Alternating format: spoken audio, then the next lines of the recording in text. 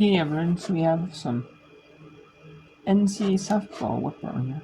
We have number 9 Florida State taking on St. Mary's. We have number 8 Florida taking on traveling to Stetson. In softball, in like the smaller sports like softball, like baseball, like lacrosse, like hockey, like wrestling, like gymnastics and stuff. Like some of the smaller sports, you'll see like schools like travel to host like big schools, which I think is awesome. You have the UTSA at Baylor, and then coming up in a few minutes we have the start of at 7 local time Eastern, and on ESPN2 we have Oklahoma State at number 18 Oklahoma State at Oklahoma. They cannot play in the rivalry series as Big 12 conference members, so they have to play in non-conference series. Then we have a doubleheader between Portland State at Oregon State. You have a doubleheader there. And we have Florida trying to run Stetson. Florida and Stetson were tied 5-all earlier in this game, in the fourth. It's been a run blowout so far. Through 6 innings for the starter Frantic. See if she can get out of here under triple digits for the complete game shutout. Tough part of the Gales lineup to get there, and it's a 2-hit ball game for Laura as she slaps a single to right field.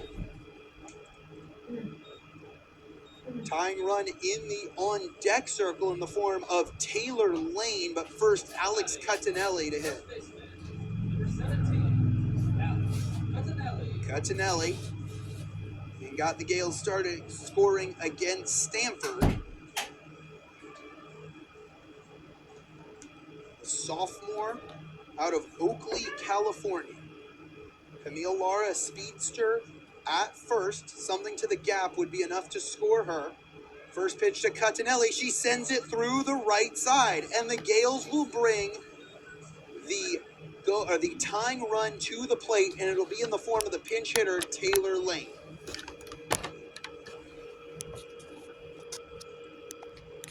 Taylor Lane,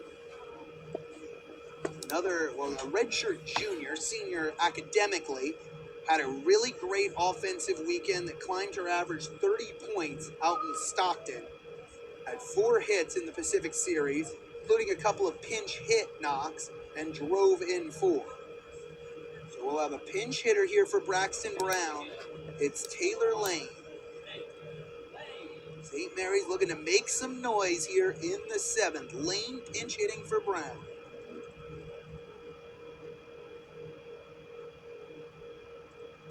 Looks like the Gales will have another pinch hitter in the on-deck circle in the form of Victoria Cervantes. First pitch to Lane, right down the pipe for a strike. 0-1, the 90th offering from Frantic. Nobody out. Taylor Lane representing the tying run at the plate. At second, it's Camille Lara. A single should be enough to score her. Cutinelli would need something into a deep gap to score her from first. Surprised the Gales haven't gone with a runner for her as this one's fouled away. And quickly in an 0-2 hole is Taylor Lane. Average at .222 for Lane, an all-conference player a year ago. The bat has been quiet for most of this, her redshirt junior campaign. The 0-2.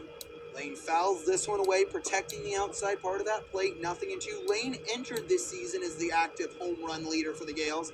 Since has been surpassed by both Cutinelli and Sam Buckley. But she does have home run power. She left the yard 7 times in her first 2 seasons of competition. Chokes up on the bat here. 0-2 the count. The pitch. This one sent to right center field, calling for it and making the catch is the right fielder, Waycaser. A throw back to second, and diving back in safely after the bluff is Camille Lara. Out number 1. Lane gave it a pretty good ride, but it just hung up there too long enough for out number 1. Now Victoria Castillo coming on to pinch hit for Kaya Silva. Silva today 0 for 2 with 2 strikeouts swinging, so the Gales will go with their junior Castillo, who manned the position over there in right field during Silva's injury. Castillo will bat for Silva after Lane bats for Brown. Castillo, she does have a little bit of home run pop in her bat. She's left the yard twice in her St. Mary's career, once this year. And that is it. So Florida is able to run rule Stetson, get the run rule victory over Stetson. And now we can bring in both Oklahoma State at Oklahoma, team is number 2, and Portland State and Oregon State. The double headers between the two schools. Between Portland State and Oregon State, there's a double header between them.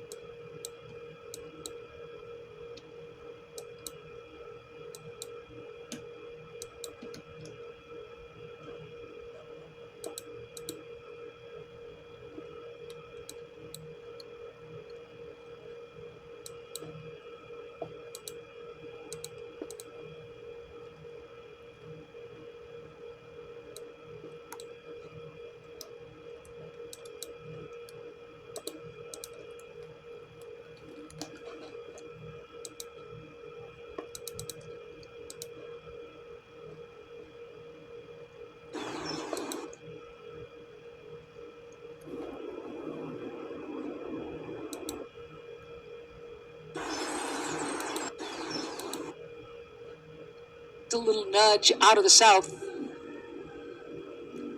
Waiting for the starting lineups. Or we need to.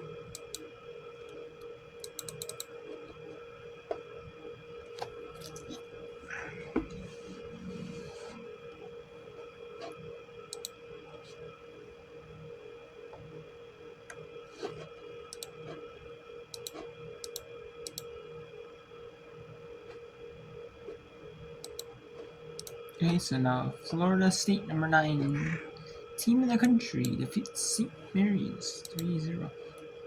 UTSA and Baylor again is in time using commercial.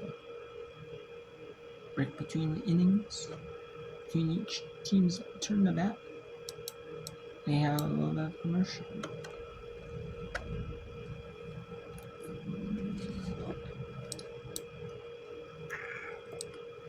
Stadium. These are the only 2 programs in the country that have been to the World Series for the last 5 years in a row.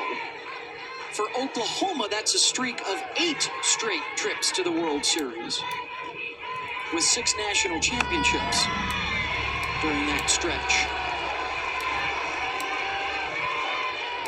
These are 2 programs that pride themselves in the success, obviously, on the diamond, but there's a lot of great softball fans in the state of Oklahoma. USA Softball here, USA Softball Hall of Fame. Here's the 3-0 to Edwards, and that's in for a strike. Tatum Stolting behind the plate. Dustin Douglas at first, Keith Kearney at third, our umpiring crew tonight.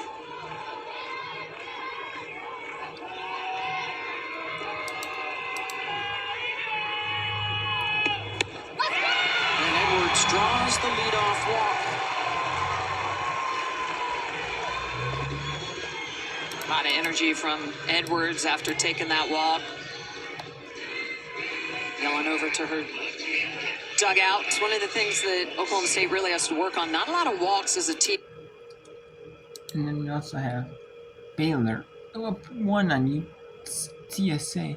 UTSA is struggling in the American Athletic Conference. 2-13. 15-22 overall. Baylor is 18-21. 7-8 overall in Big 12 play. Oklahoma is in one of the toughest conferences in terms of top 25 teams. Most top 25 teams is the SEC. They play a ton of SEC schools, and they're ranked high. Almost every SEC school is pretty good. And even if you're like a new SEC team, like Vanderbilt or some of these teams, like schools out supple programs in the SEC, like not every school has that. I don't think Vanderbilt does. You know, like even the teams on the fringe of the top 25 are still like really solid. Poke fans in this rivalry is 3 years ago on this field, the first Big 12 championship for Oklahoma State, and they beat OU to get it. There's the 1-2. Smart foul.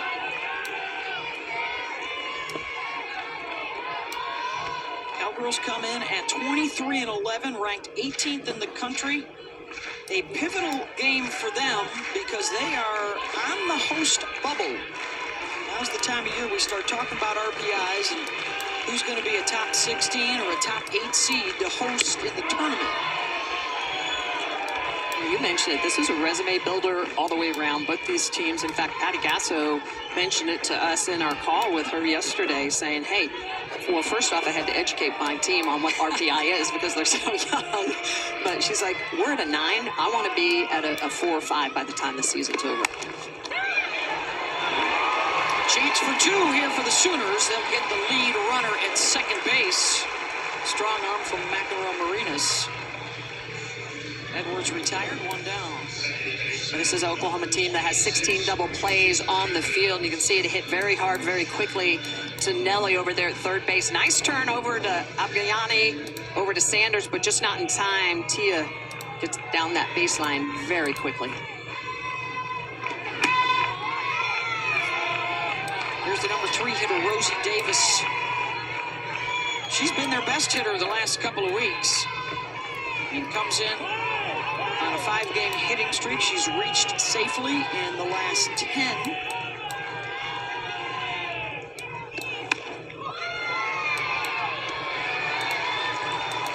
Just missed away. Nope, check that. We're going to call that a strike. 1-1. Rosie, the sophomore out of Readyville, Tennessee, over the last 10 games has scored 7 times, driven in 6.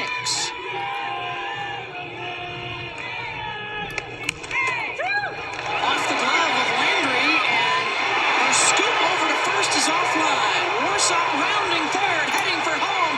Throw to the plate, not in time, as she slides safely into the back of the base.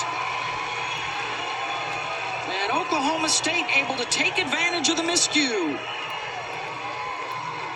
That's a mistake defensively you don't see very often from a Oklahoma defense. This ball is going to go off of the glove of Landry, and then trying to rush to it, flips it, it gets all the way to the dugout.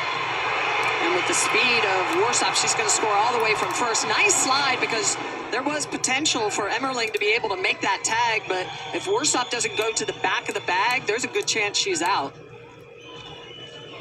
So a run on the board for the Cowgirls without a hit here through the first 3 batters.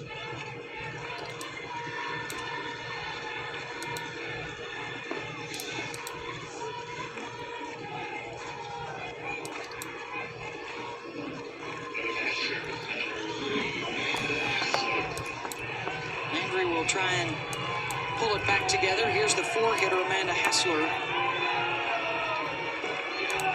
She had a hit in all 3 games in the Arizona series, and that one ricochets off the glove of McEnroe Marinas, and another run will come home.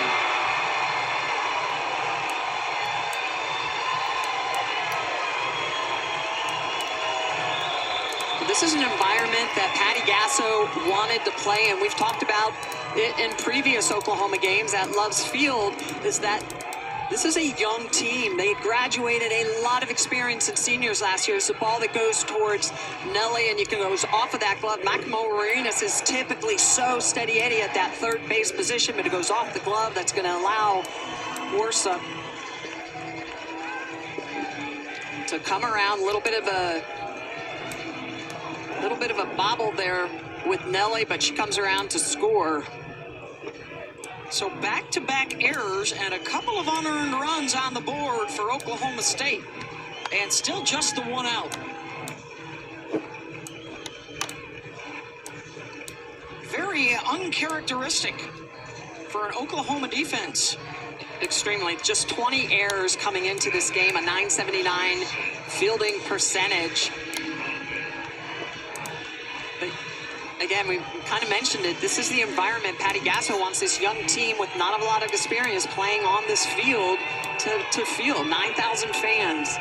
The pressure. There's quite a few of those young athletes out there for Oklahoma that have not played in this environment in this stadium.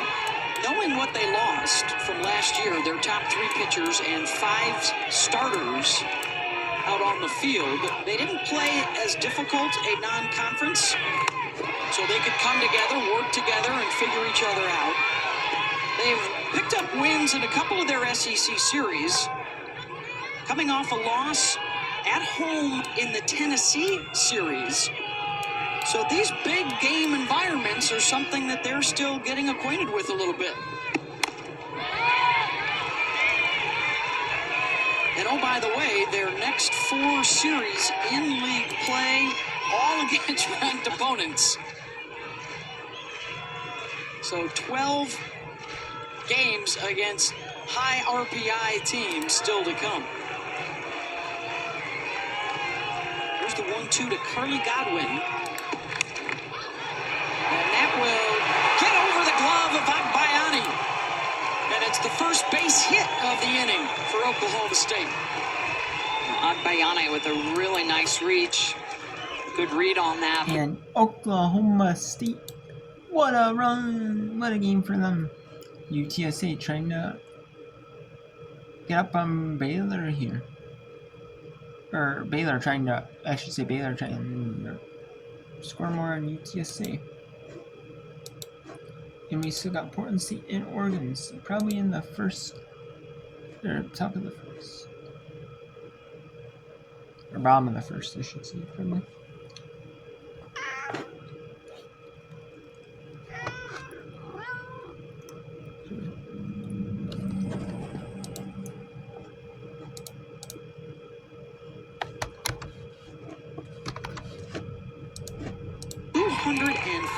First career game tonight.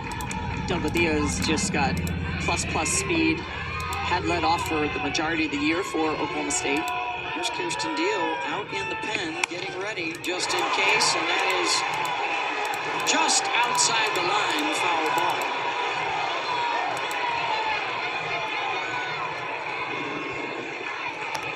Let's see if Kenny's going to want them to take another look at it, or did it hit the glove of Macamorenas down the line?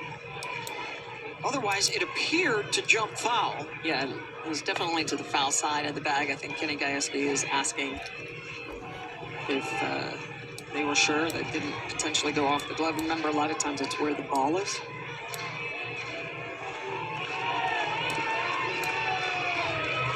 Another 1-2 to Delgadillo. 2-2. Oklahoma State, no strangers to the SEC. This is their 7th game. They're 4-2 against the SEC. They still have Texas coming up in a couple of weeks.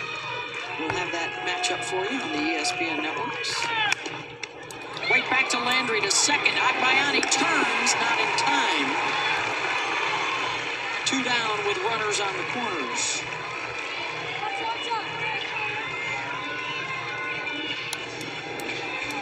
Good job by Landry to recover. I like the fact that she doesn't let that error earlier in the inning get to her. A comebacker immediately. She makes the turn. No thought about it. She knows where she's going.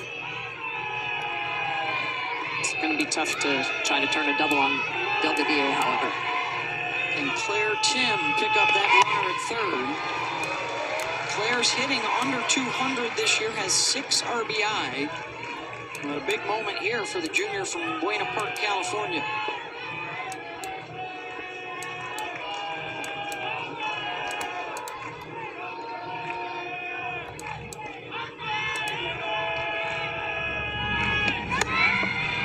Runner goes, the throw doesn't get through. Agbayani steps in front of the base, and a swipe for Delgadillo. Her 20th of the season.